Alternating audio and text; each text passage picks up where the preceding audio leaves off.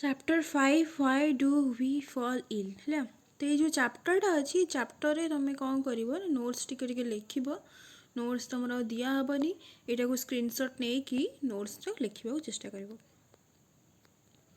तो directly as health and its failure.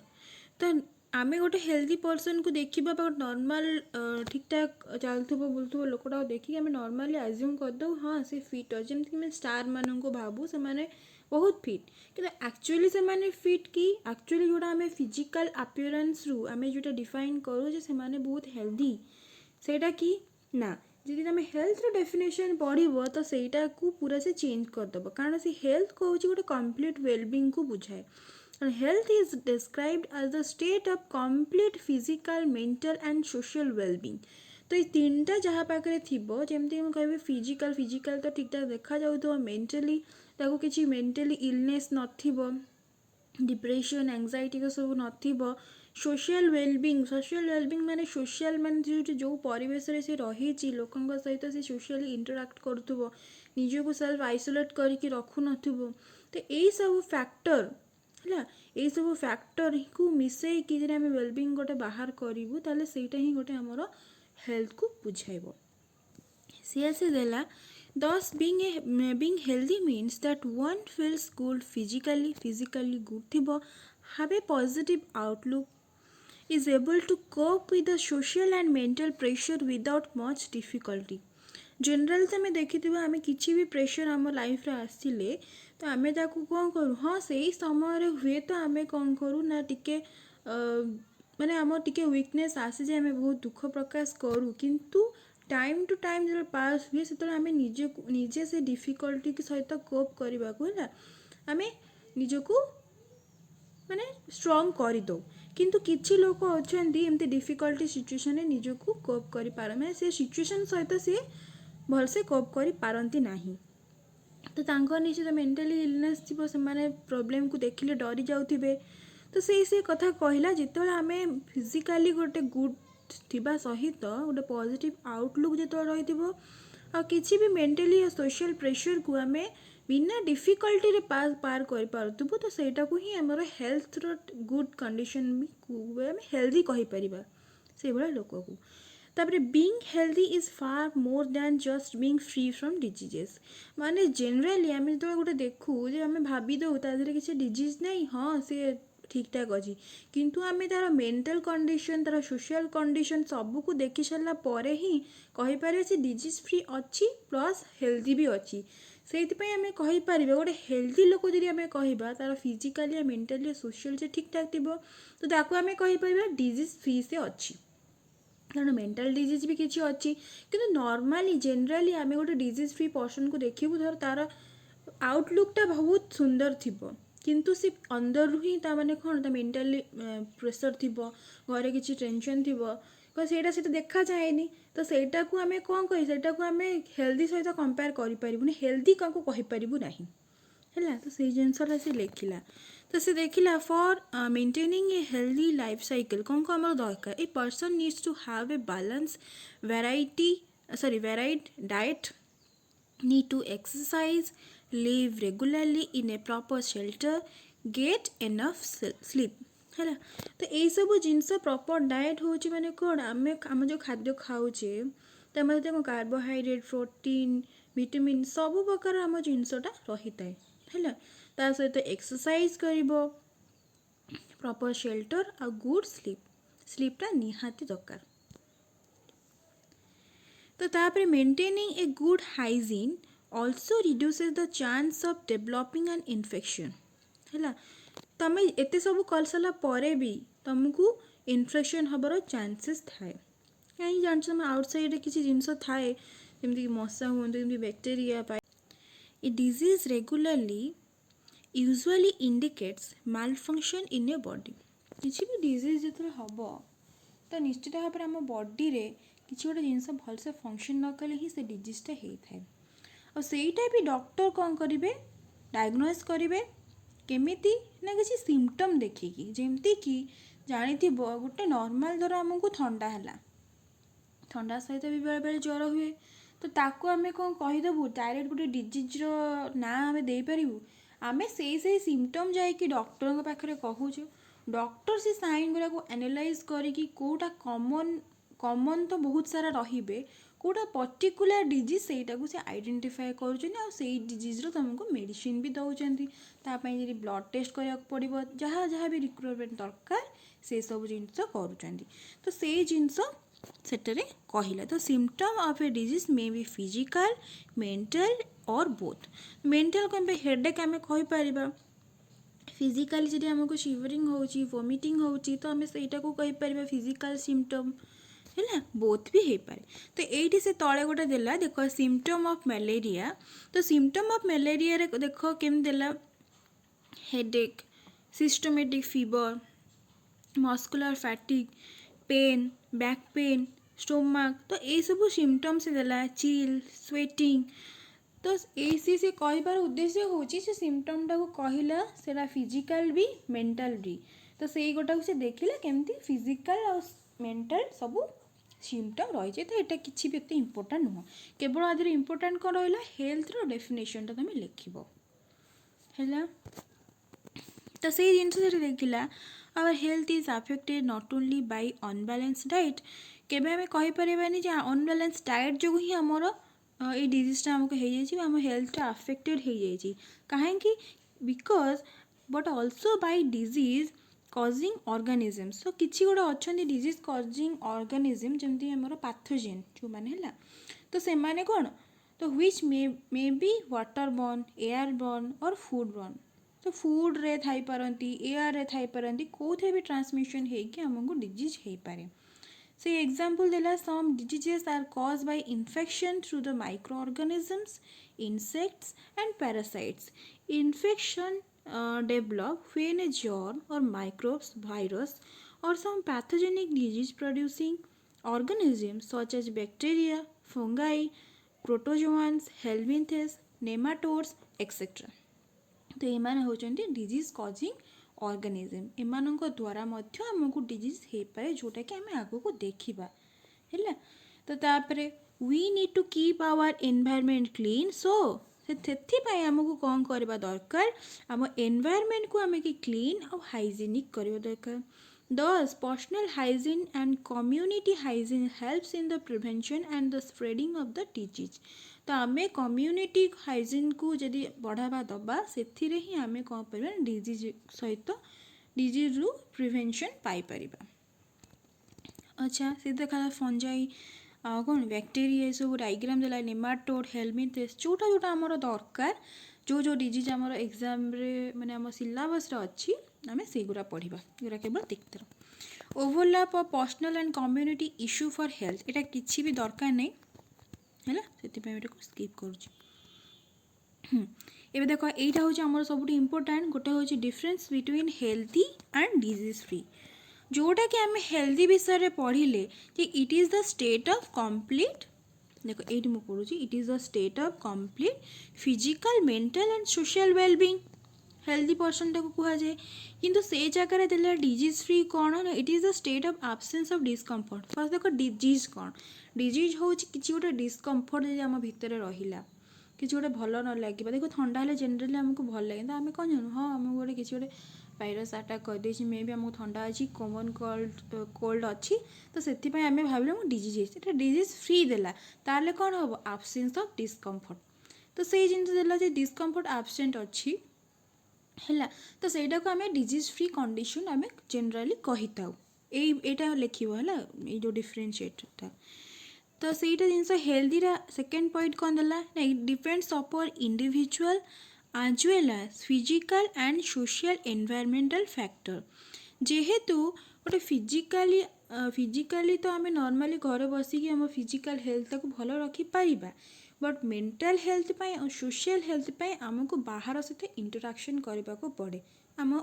एनवायरनमेंटा बहुत important factor करे जे आम मेंटल जो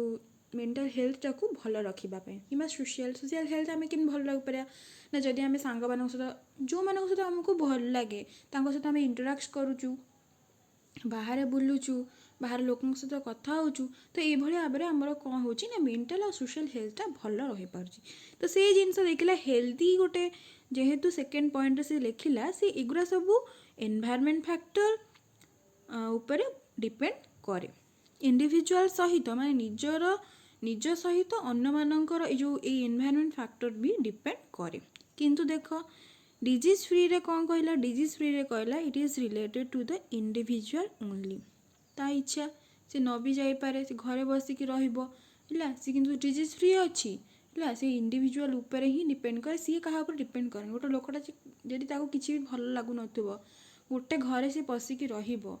हैला किंतु से डिजीज फ्री थी ता भीतर एमती फिजिकली किसी डिजीज नथिबो भीतर किसी डिजीज नथिबो किंतु आमे ताको हेल्दी कहि परिबा नाही एठी डेफिनेशन दवार उद्देश्य होउछि आमे ताको हेल्दी कहि परिबा नाही कारण आमे तार मेंटल इलनेसटा कौन अच्छी कि ना कि से सोशियली केमती बिहेवियर करुच्ची कि ना सेटा को आमे देखिने है से मे बी डिजीज फ्री थाई पारे किंतु तार ए दुटा फैक्टर जेहेतु नाही तो ताको आमे हेल्दी पर्सन कहि परिबा नाही थर्ड पॉइंट देला a healthy person will be disease free है बट देखो ए थर्ड पॉइंट रे कौन देला a disease free person can be healthy और नॉट अनहेल्दी जी भल से चारिड़े इंटराक्ट करूथुबो है मेंटली समस्त सहित भल से बिहेव करूथुबो ताले आमे जानि पारि सी गोटे हेल्दी पर्सन तथापि आमे सामने देखिक कहि परिबा नाही है जेतले आमे से लोकटा सहित न मिसिचु तार बिहेवियर तार एटीट्यूड न देखीचु सेते बल जाए भी आमे तांको कहि परिबानी जे सी गोटे परफेक्टली हेल्दी पर्सन बेली है तो ऑब्वियसली हेल्दी पर्सन माने ता भितर सब बेले कौन थी एनर्जी थी सी एनर्जेटिक थी आउ कौन थी ना able to perform as per the requirement जहाँ भी जिते जमी देखिए तुम छोट बेले जो थी तुमको छोट बेले तुम एबे अच्छ तो जिते जहाँ जी कह कम करा तुम सांगे सांगे पूरा उत्फुल्ल होगी कर सांगे सांगे तुम भितर एत एनर्जी थाए छोट पिला भितर साधारणतः जान ए जिते बढ़े तो से किसी कम करके टायर्ड हो जाऊ किए करुच्ची बुझीपारच ताको आम कहीपरियानी जे आमको ये होली किंतु जनरली छोट पिला माने बहुत हेल्दी था एनर्जेटिक था है तो किंतु देखो ये 4 नंबर पॉइंट रे कौन देला ना performance of a disease free person depend upon environment and personal attitude ता इच्छा पर निर्भर करे सी कौन करने को चाहूँ लोक मान सहित मिसा चाहूँ कि ना तो सेटा से इंडिविजुअलिटी उपर आसीगला है से जिनस ता एनवायरमेंट ता पाखे किए अच्छा फोर्स करने को ना नहीं तो से जिनस उपर से इंडिविजुअलिटी आसीगला है तो तापर देख social equality and harmonious relationship among our population are necessary for the individual health जानी पारुछ सोशल इक्वालिटी दरकार निहाती thus we see that there is a overlap of personal and community issue for the health so को condition दरकार गोटे good health pi the condition essential for the good health are steps to ensure sanitation clean surrounding by the surrounding by providing good sewage and rain water disposal system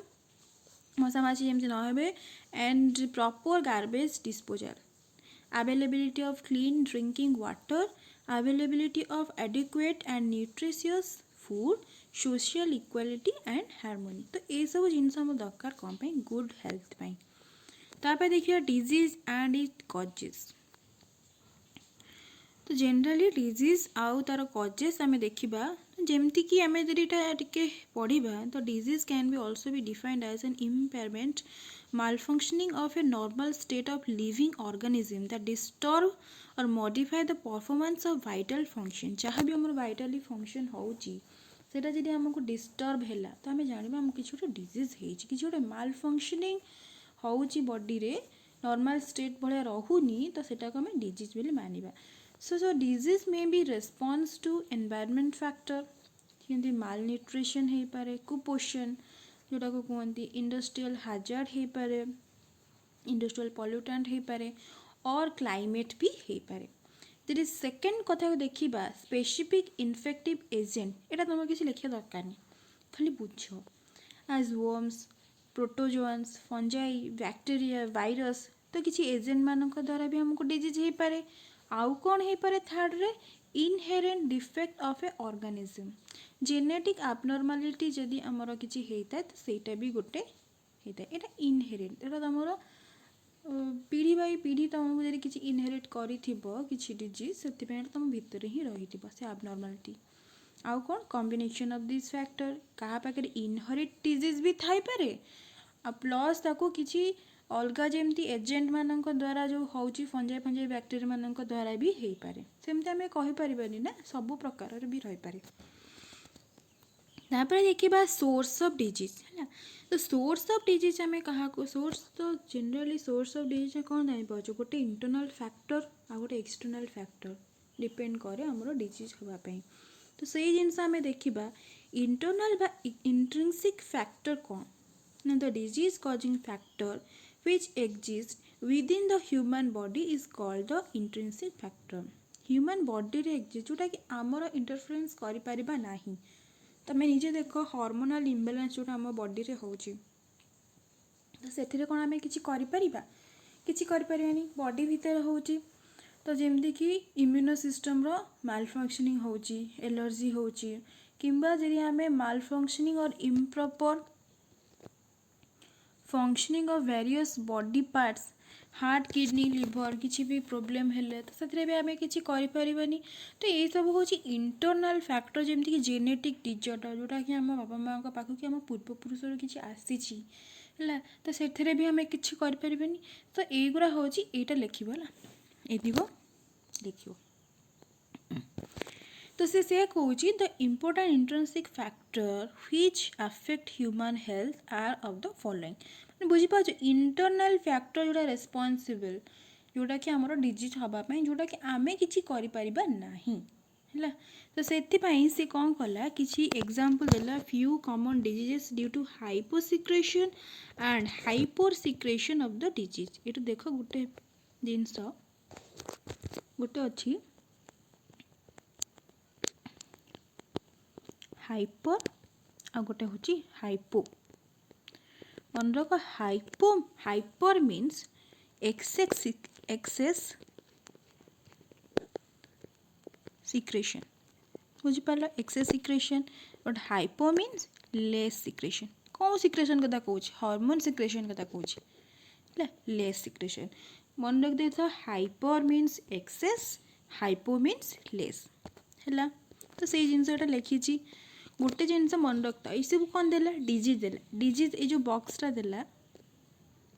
ये disease देला यहाँ कौ hormone involve hormone कौटू बाहर gland रू बाहर मन रखता gland रू ही सब हार्मोन बाहर आउ जो लेवल ऑफ हार्मोन देला कौ हार्मोन बढ़िले जमती कि हाइपर सिक्रेशन जब थायराइड हार्मोनटा अधिक सिक्रेशन हो बॉडी रे ताल तुमको ग्रेव्स डिजीज हम ये देला देख हाइपोसिक्रेशन यदि इंसुलिन रो मात्रा बॉडी रे कमी गला ताले डायबिटीज मेलिटस हम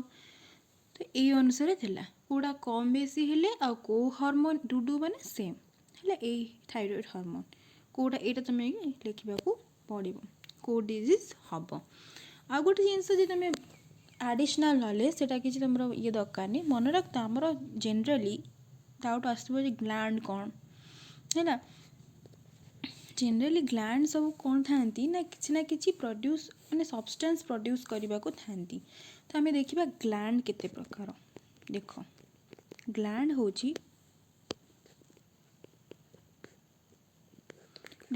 दी प्रकार गोटे हूँ एक्सोक्राइन आ गोटे पेन लिखा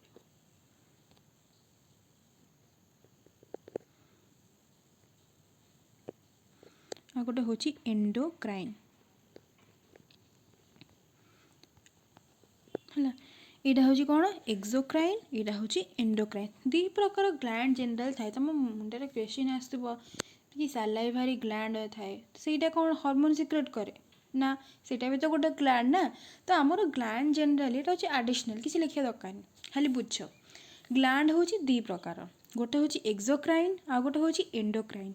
आमर जो हार्मोन जो मैंने सिक्रेट करती जो ग्लैंड गुरा से माने एंडोक्राइन ग्लैंड माने एमाने कौन करेंगे ना हार्मोन सिक्रेट करेंगे है हार्मोन सिक्रेट कर ब्लड रे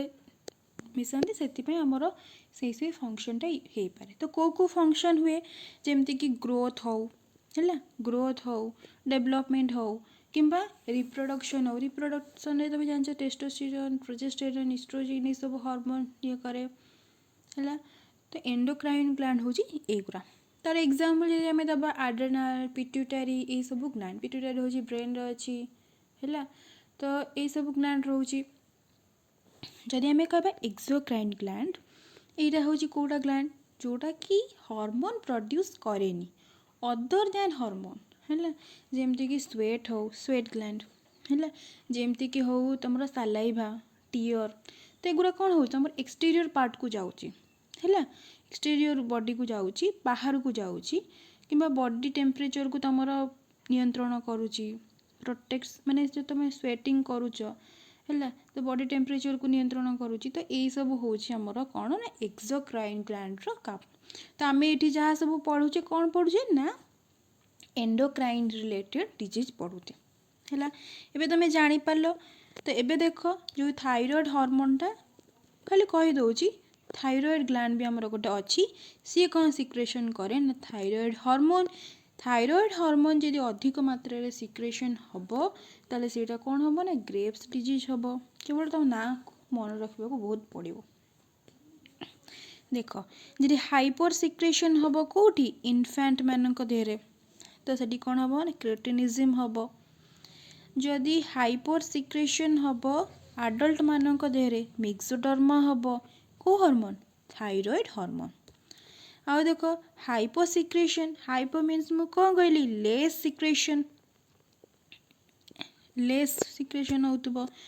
जोटा हार्मोन ता देहरे होची आल्डोस्टेरोन जोटा हेबो एडिशन डिजीज। जदि hyper secretion level of hormone जदि कमी जिवो कौन कहार इन्सुलिन तांकु कौन हम ना डायबिटीज मेलिटस। देखिए डायबिटीज मेलिटस जो डायबिटीज कमेनि तांकु इन्सुलिन दिया जाए कारण तांकर इन्सुलिन मात्रा बॉडी रे कम थाए है। The disease caused by intrinsic sources are called organic or metabolic disease। जेहेतु ये इनसाइड रो ऑर्गेनिक और मेटाबॉलिक डिजीज बोली कह भी जाए है। तो some of the disease caused by intrinsic sources और फैक्टर इंट्रिंसिक आपको तुम ऊपर तुम किसी निर्भर तुम करूनी जमती कि कार्डियक फेलुअर हार्ट अटैक अचानक हम किडनी फेलुअर एटा किडनी भितर अच्छी तो ये हम ऑस्टियोपोरोसिस कैल्शियम अभाव तुम ऑस्टियोपोरोसिस हुए बोन मानक मायोपिया आखिरे हवा ये काटारास्ट भी आईर सिकिल सेल एनीमिया सीटा भी सेमती ब्लड रे ऑक्सीजन कमी गले सेटा हुए हेमोफिलिया ड्वार्फिज्म गिगांटिज्म तुम ना किसी मन रखा दरकार तुम लिखो जी बहुत भल कथा वार्ड सहित तुम मन रख वार्ड सब डिजीज ना गुरा cretinism diabetes allergy arthritis cancer है। तो सेगुरा सब एम सब इंट्रिंसिक है। देख तो ये तुम किसी करें डिजीज भितर है इंट्रिंसिक फैक्टर डिपेंड कर डायबिटीजटा हूँ जेनेटिकल समस्त डायबिटीज हम माने ना जेनेटिक जड़े अच्छी बोली ता भितर से जीनटा अच्छी ना ना से डिपेंड करे है। तो सी जदि तार माने से कहुए जो मानकर डायबिटीज अच्छी जेनराली आमर भारतीय मानकर जीन रे डायबिटिक जीन बहुत अच्छी बहुत केते परसेंट अच्छी बहुत 90% अच्छी है। से देखो घरे घरे समस्त प्राय डायबिटीज तो से कौन करा कथा जेहेतु जेनेटिकल एटा किसी अच्छी तो से निजर बॉडी रो जो अनहेल्दी खाइबेनी निजको बहुत मेंटेन रखा उचित है। तुम जीनटा मे भी प्रेजेंट थी केतबेले भी एक्सप्रेस करें ओके से जिनस आम क्लासिफिकेशन कले classification of some common diseases of human जमती कि type of disease it may be physical infectious deficiency inherited degenerative mental and social. तो ता कॉजेस ऑफ डिजीज गोटे गोटे कि आम देखा ये बॉक्सटा भी लिख जो बुझा उपर निर्भर कै है मन रखिपर जी भल कथा ये लिखिदेव भी भल कथा। देख जी आम देखा फिजिकल किसी भी जब तुम ब्रोन फ्रैक्चर है कि लेपर्सी है है कि बॉडी पर डैमेज है फिजिकल ऊपर डिपेंड कला है तो एग्जांपल देला इनफेक्शियस माने तुम जानी पाच कि जब वायरस बैक्टीरिया फंजाई प्रोटोजोआन द्वारा जरी किसी डिजीज तुमको है तो तार एग्जांपल्स है ये मुझे डिटेल्स पढ़ा हम तले एड्स फेड्स विषय टीबी है इन्फ्लुएंजा एगुरा सब डिटेल्स आम पढ़ा तो तादे कौन प्रिवेंशन कौन रोचे कौन ना तो यहाँ केवल जान इनफेक्शियस है कि गोटे द्वारा व्यापुची typhoid diarrhoea malaria hepatitis deficiency होची इनएडिक्वेट डाइट मैं जानिच गोटे आम प्रॉपर डाइट थाए मैंने जमी कार्बोहाइड्रेट प्रोटीन फैट्स आम जो फूड जहाँ भी खाऊचे तो आमर से सब प्रकार जिनस मिसिकी अच्छी जमी सब प्रकार न्यूट्रिएंट्स आमको मिल पार से क्वासियोकर मारास्मस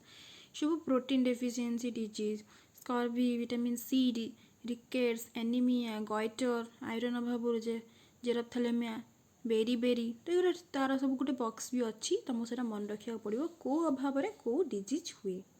है तापर इनहेरिटेड तो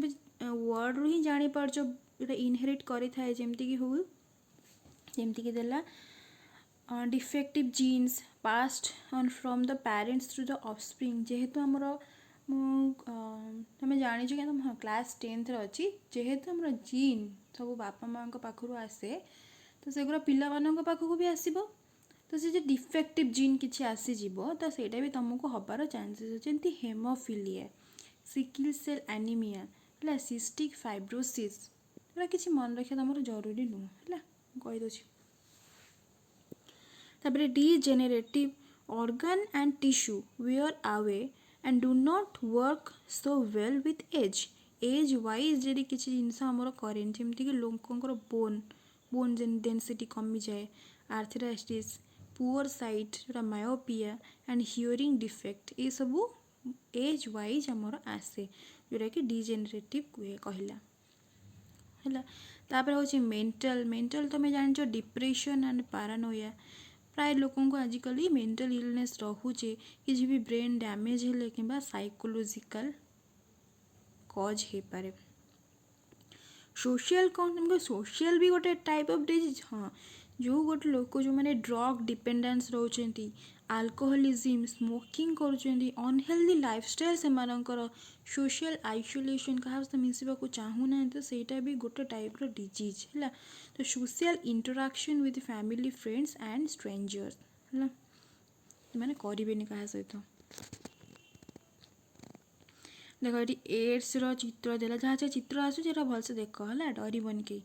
एड्स देख एड्स कौन हुए ना जो तार इम्यूनो सिस्टमटा ही बहुत खराब हो जाए है तो से जो निमोनिया ज्वर रे तो एमती अवस्था हो जाए life long malaria polio cholera है तो गोटे सरला कौन इंट्रिंसिक फैक्टर जदि आम देखा एक्सट्रिंसिक फैक्टर है कौटा एक्सटर्नाल फैक्टर करे आम डिजीज हाँपाई एक्सटर्नाल कहले ही जानीच आउटसाइड रू जब किसी आमको आफेक्ट कला किसी भी डिजीज कजेज माइक्रो ऑर्गेनिज्म सेटा भी गोटे एक्सटर्नाल फैक्टर जदि आम जमती फूडटा जमती इनटेक करवा कथा जो धर कार्बोहाइड्रेट प्रोटीन सब मिसिकी मिक्स खाया कथा जब आम मिसिक न खाऊ खाली आम कार्बोहाइड्रेट खाइबू तो सीटा आम कौन कहीपर अनबालान्स डाइट खाऊँ आम इनएडिक्वेट डाइट अभाव आमर हो तो सेगुरा सब हूँ एक्सटर्नाल फैक्टर जमतीक टोबाको अल्कोहल नार्कोटिक ड्रग्स आम खाऊचे कि एनवायरनमेंट पॉल्यूटेंट जमतीक आम सब जो इंडस्ट्री अच्छी तादर जो पॉल्यूटेंट मानक आसिकी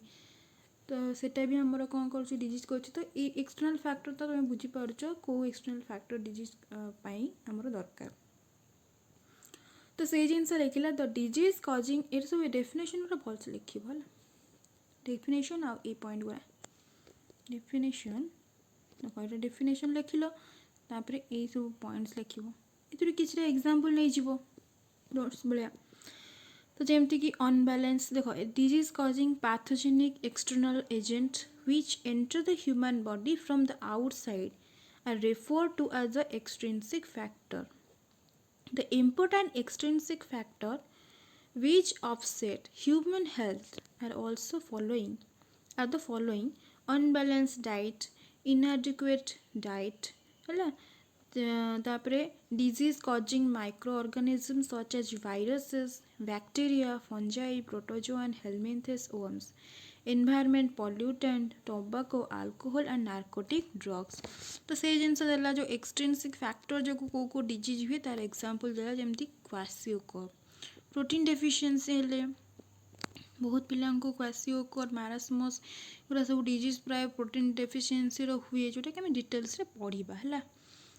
है कौन से कौ फैक्टर जीव अनबालांस डाइट जीव इनएडिक्वेट डाइट ओबेसिटी है तापर नाइट ब्लाइंडनेस बेरी बेरी सब विटामिन मान अभाव हेले इनएडिक्वेट डाइट रे सेगुरा सब जीव है मलेरिया एगुरा सब कौ जीव डिजीज कॉजिंग पैथोजेन रे जीव तापर मशा तापर एड्स इन्फ्लुएंजा जान cold virus cholera measles chicken pox tuberculosis TB pneumonia tetanus leprosy and poliomyelitis myelitis and rabies dengue hepatitis kala azar amoebic dysentery and skin disease एगुरा सब टे लिखिदेव है तो से जिनस एक्सटर्नल फैक्टर जो यही जिनस हुए डिजीज कॉजिंग माइक्रो ऑर्गेनिज्म और pathogen the pathogen include virus bacteria fungi protozoa तो युरा सब होती पैथोजेनिक बैक्टीरिया पैथोजेनिक और माइक्रो ऑर्गेनिज्म मान द्वारा डिजीज हुए आउ कौन तो ये जो पैथोजेन गुरा केमी ट्रांसफर हे केमी द्वारा हे मैंने देख भाईरस तो सीना पलि आसला किंतु आउ किसी जो मैंने अच्छा तो से कौन थे पारे फूड वाटर जो contaminated food water soil physical contact sexual contact and animal ये सब द्वारा मध्य आसी पारंती ट्रांसफर हो पारंती काहाकू ह्यूमन बॉडी रे inadequate diet जमती कि absence of nutritional diet makes a person unhealthy person are more susceptible to the disease and infection deficiency of nutrients in diet result in number of deficiency diseases in human being night blindnesses beriberi scurvy तो बुझीपार deficiency इनएडिक्वेट deficiency हेले ये सब disease हम अनबालांस diet साधारणतः जो मैंने गरीब बहुत था से खाया पाती से ये जो तांकर माल न्यूट्रिशन हुए बोली से जो स्कूल मानक दिखाई है मध्याह्न भोजन तो केमती प्रोटीन मिल पार कारण कार्बोहाइड्रेट समस्ते पाइपारती किंतु प्रोटीन एग से दि जाए ये बॉक्सटा को मुझे लिखा पड़ो some common deficiency disease of human being जमती कि प्रोटीन अभाव में क्वासियोकर घुषिया पड़ो है तो protein total food calories marasmus ए जेरोप्थेलामिया विटामिन ए जो आ गोटे जो भी हुए से night blindness vitamin B1 beriberi vitamin B2 cheilosis niacin होची पेलेग्राम विटामिन 12 होची पर्नियोसिस एनीमिया एंड आयरन अभाव होची कौन माइक्रोसाइटिक एनीमिया विटामिन सी होची स्कर्वी विटामिन डी होची rickets in children and vitamin के होची ब्लीडिंग डिजीज एंड फ्लुओरिन होची डेंटल कैरीज आउ आयोडीन होची गॉइटर तले किसी यहाँ तुमको भलसे मन रखा पड़ो देख स्कर्वी देला विटामिन सी अभाव डरबन सब है रिकेट्स तापरे गॉइटर आयरन अभाव है तो आउ कौन अच्छी ना कि एनवायरमेंट पॉल्यूटेंट अच्छी जमती कि oxides of carbon oxides of nitrogen oxides of sulphur है particulate matter industrial chemicals heavy metals mercury lead cadmium arsenic ये सब कौन इंडस्ट्रियल मैटर एगुरा कौन करें आमको डिजीज करें है जाच कौ डिजीज करे लोक मरी भी केते आगु आम जो तुम हिस्ट्री पढ़ी है सॉरी कौन भोपाल गैस ट्रेजेडी ये सब है तो युरा सब भी आमर हो पारे तापर tobacco and alcohol and narcotic drugs The continuous use of tobacco, alcohol, narcotic drugs result in harmful effect leading to the chronic diseases. Chronic माने long term है लंग टर्म डिजीज ये हो पारे टबाको अल्कोहल जो है। तो लेवल ऑफ इंटरमीडिएट कजेस किसी ना जनरली देती पॉवर्टी फोवर्टी जो केमती सब हुए पुअर न्यूट्रिशन जो केमती सब हुए सेटा किसी इम्पोर्टाट नुह।